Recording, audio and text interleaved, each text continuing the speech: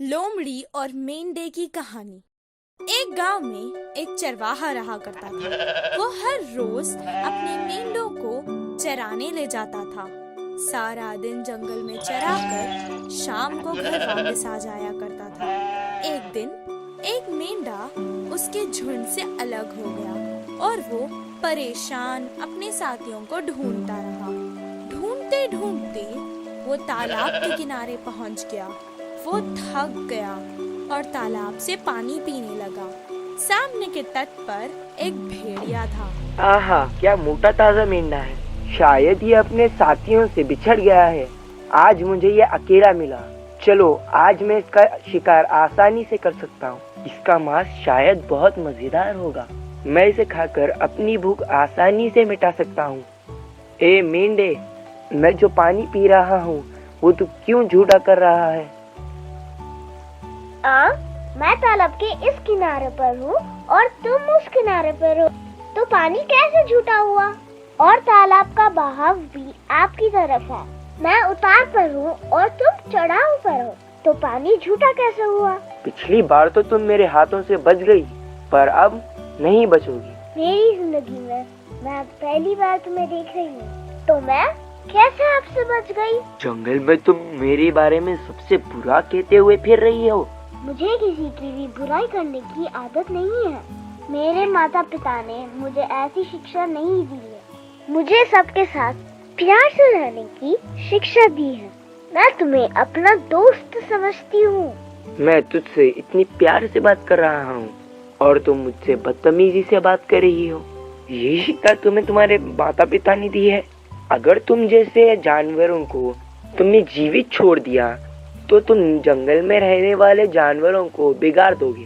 भेड़िया तालाब को पार करके मेंढा खाने जा रहा था।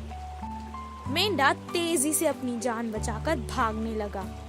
भेड़िया मेंढे के पीछे पीछे भाग रहा था। चरवाहा अपने मेंढे को ढूंढ रहा था।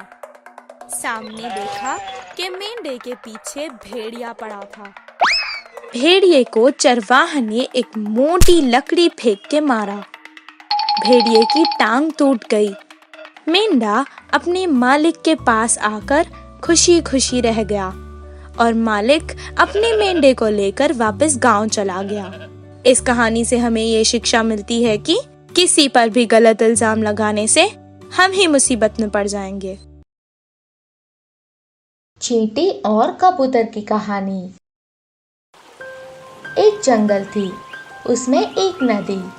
नदी के किनारे एक बरगद के पेड़। उस पेड़ में एक कबूतर रहती थी। वह हर रोज सुबह जाकर जंगल में खाने के लिए घूम घूम कर कुछ खाना मिलने पर शाम को घर वापस आकर साथ में लाया हुआ खाना खाकर आराम करती थी। जैसे दिन गुजरते गुजरते गए, एक दिन उसका लाया हुआ खाना खाते हुए कबूतर को नीचे नदी में बहता हुआ चींटी एक दिखाई पड़ी। वह चींटी अपने आप को बचाने की बहुत प्रयास कर रही थी, मगर सफल नहीं हो पा रही। वह देखकर कबूतर को बहुत दर्द हुआ। कैसे भी चींटी को बचाने के लिए संकल्प लिया। सोचने से एक उपाय दिमाग में आया। वह बरगद के पेड़ का एक पत्ते को ले जाकर चींटी के पास रख दिया। चींटी, उस पत्ता पे जाकर आपका जान बचा लो। तुरंत चींटी उस पत्ते के ऊपर गई।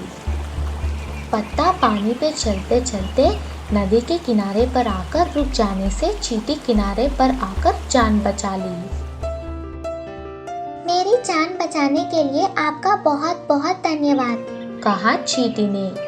और उसने कहा, आपको भी ऐसे ही सहायता करके आपका एहसान चुका लूंगी। इस बात पर कबूतर हंस पड़ी। चींटी, आप बहुत छोटी हो, आपने देखा है ना, अगर मैंने आपको बचाया नहीं होता तो आपका क्या होगा? मैं जमीन पे चल सकती, पानी में तैर सकती, हवा में उड़ सकती, आप कैसा मेरा सहायता कर सकती? कबूतर ने कहा। फिर भी जान बचाने वाला कबूतर से चींटी दोस्ती करना चाहती थी। उसी पेड़ के नीचे अपना घर भी बनाई। अचानक एक दिन तीर कमान से एक शिकारी उस जगह पर आया। वह पक्षियों के लिए चारों तरफ देख रहा था। पेड़ पर खाना खाता हुआ कबूतर को शिकारी ने देखा। उस समय चींटी भी शिकारी को देखा। दूसरे ही पल शिकारी पेड़ के पीछे छुपकर तीर को कबूतर पर निशान साधा। यह देखकर चींटी दौड़कर शिकारी के पास पहुंचकर तीर छोड़ने के समय देखकर शिकारी को काट दिया। दर्द से शिकारी माँ माँ करके चिल्लाया। तीर निशान से हट गई। शिकारी के आवाज सुनकर कबूतर वहां से उड़ गई। वह शिकारी जाने के बाद कबूतर वह पेड़ पर लौट कर आए। चींटी, मेरी मदद करने के लिए आपका बहुत बहुत शुक्रिया। उस दिन आपकी बात को मैंने मजाक समझा, मुझे क्षमा करो। अगर आज आप नहीं होते तो मेरे जान नहीं होती। अब से हम दोनों दोस्त बन के रहेंगे। कबूतर दोस्त बनने पर चींटी बहुत खुश हुई। इसीलिए बुजुर्ग कहते हैं, सच्चा दोस्त कभी किसी का सहायता की भूलती नहीं। शियाल और मुर्गी की कहानी। एक गांव में एक मुर्गी अपने बच्चों के साथ रहती थी। माँ और बच्चे दिन भर आहार के लिए साथ में पेड़ पौधे के पास जाकर शाम को घर आते थे। इनको देखकर एक शियाल ने सोचा, मुर्गी के बच्चे तो बहुत अच्छे हैं, उनको खाने से बहुत स्वाद आएगा। सभी को एक बार नहीं, रोजाना एक को पकड़ना है, बस मुझे कई दिन तक आहार की कमी नहीं होगी। उस दिन से शियाल एक एक मुर्गी को खाने लगा। एक दिन मुर्गी को शक हुआ और बच्चों को एक बार गिनती किया। उसमें कुछ बच्चे नहीं दिखने से मुर्गी सोच में पड़ गए। मेरे कुछ बच्चे दिखाई नहीं दे रहे हैं, कहाँ चले गए होंगे? कहीं गलती से झाड़ियों के पास गुम तो नहीं हो गए? या किसी और के चाल में फंस तो नहीं गई ना? फिर भी इतने दिनों में मुझे क्यों नहीं मालूम हुआ? ये कहकर मुर्गी बहुत दुखी हो गए। दिन भर बच्चों के लिए हर जगह ढूंढती रही, मगर उनकी पता नहीं लगा। रात को लेट गई, मगर दुख से उसे नींद नहीं आई। ठीक उसी समय बर्तन गिरने का आवाज आने से उस तरफ देखी। शियाल एक बच्ची को ले जाते हुए दिखी। वो देखकर मुर्गी को बहुत गुस्सा आया और बहुत दुखी भी हो गए, मगर वो कुछ नहीं कर सकती थी। इस बदमाश शियाल को सबक सिखाने और बाकी बच्चों को बचाने के लिए उसने एक निर्णय लिया। सुबह होते ही जगह जगह जाकर शियाल के मनपसंद बकरी के मांस लाई। उसको एक बर्तन में रखी। हमेशा जैसा शियाल उस रात को भी आई। उसको पहले मांस के बू आने से वो अंदर जाके देखी। बर्तन में उसकी मनपसंद मांस दिखाई दिया। उसे देखकर वो बहुत खुश हो गई। आज तो मुझे लॉटरी लगी है। पहले मनपसंद के मांस को खाऊंगी, बाद में मुर्गी की बच्चों को ले जाके सुबह नाश्ते में खाऊंगी। ये सोचकर वो बहुत खुश हुआ।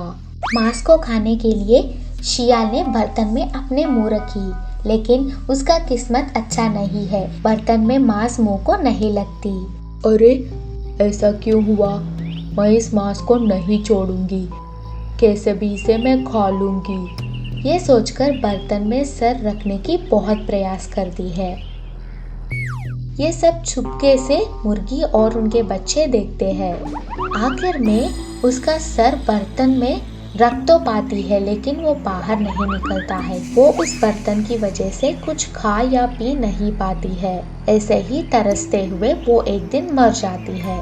बाद में मुर्गी अपने बच्चों के साथ जिंदगी गुजार देती है। इसीलिए बड़े कहते हैं, जो खोदेगा वही गिरेगा। सुस्त गधा।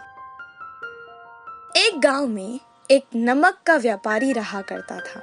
वो गांव के हर दुकान पर नमक बेचता था। उसे बहुत ज्यादा लाभ नहीं होता था, तो उसने सोचा कि यहाँ उसे कुछ लाभ नहीं हो रहा है, तो वो पास के शहर जाकर बड़े बाजार में अपना नमक बेचेगा। ऐसा करने से उसका लाभ भी होगा और व्यापार भी बढ़ेगा। बहुत सारी नमक की बोरियां उठाने के लिए उसे एक गधे की आवश्यकता थी। तुरंत वो शहर गया और वहाँ से एक गधा खरीद लाया। हर दिन वो अपने गधे पर नमक की बोरियां लाद कर शहर जाता और उसे बेचकर खूब पैसे कमाता था। पर शहर को जाने के रास्ते में एक नदी हुआ करती थी, जिस पर एक लकड़ी का छोटा सा पुल था। हर बार वो उसी रास्ते से जाता था। एक दिन जब वो जा रहा था तो रास्ते में गधे का पैर फिसल गया और नमक की बोरी नदी में गिर गई। नमक की बोरी सारी नदी में घुल गई। बोरी में नमक ना होने के कारण व्यापारी वापस लौट गया। गधा बहुत खुश हुआ। व्यापारी को नमक का नुकसान हुआ था, इसीलिए वो उदास था। लेकिन गधे की गलती नहीं थी, इसीलिए वो चुप हो गया। इस घटना से गधे को एक उपाय सूझा। रोज मुझसे ये भारी बोरियां उठवाता था, अब मैं रोज ऐसे ही करूँगा। नमक बह जाएगा और मेरा बोझ कम हो जाएगा। गधा रोज वही करता था। रोज गधा गिरता और बोरी पानी में गिरा देता था और नमक सारा घुल जाता था। कुछ दिन ऐसे ही बीत गए। व्यापारी कुछ दिन के बाद उस पर संदेह करने लगा। उसने गधे को सबक सिखाने की सोची। अगले दिन वो नमक की बोरी की जगह रुई की बोरी ले जा रहा था। जैसे गधा रोज नमक की बोरी गिरा देता, वैसे ही इस बोरी को भी गिरा लिया। रुई की बोरी भीग कर और भारी हो गई। व्यापारी ने उस बोरी को दोबारा गधे पर लाद दिया। उस भीगी रुई की बोरी का वजन वो उठा नहीं पा रहा था। गधा उसकी गलती समझ गया और कभी दोबारा ऐसे नहीं करेगा, वो ठान लिया। तब से गधे ने ईमानदारी से बोरियां उठाई थी। व्यापारी को खूब लाभ हुआ। वो गधे से भी बहुत प्यार करने लगा था। इस कहानी से हमें ये शिक्षा मिलती है कि किस्मत हमेशा हमारा साथ नहीं देती।